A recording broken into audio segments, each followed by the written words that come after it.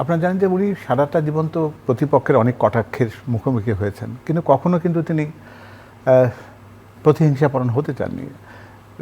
President Zia যখন দেশের president, তখন তো স্ত্রী হিসেবে যে কেউ বলতে পারে যে আমি একটু সামনে আসতে চাই, আমাকে একটু দেখুক, এটা আমাকে কেন লোকে দেখবে না, জানবে না। তিনি কিন্তু সেরকম কোনো কিছুই করেন, বরং উনি যখন বেশ কিছু বিষয়গুলোতে সশস্ত্র বাহিনীর কোনো প্রোগ্রামে যখন যেতেন তখন সলজ্জ উপস্থিতি ছিল।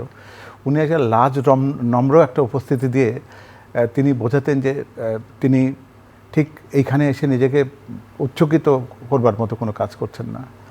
এবং আপনারা জানেন যে সৃষ্টিকর্তা তাকে তো একটা অনিন্দ্য সুন্দর একটা মুখাবয়ব দিয়েছেন, সেটাকেও নিয়েও তো অনেকের গর্বিত হবার কথা, সেটাকেও হয়তো অনেকে অনেক রকমভাবে প্রজেক্ট করতে পারতো, কিন্তু সেগুলো জায়গাতে তার অসাধারণ তার ভেতরে একটা বোধ ছিল, যে সেই বোধটা মাত্রাবোধ, সেই বোধের বাইরে উনি কখনো ওঠেননি।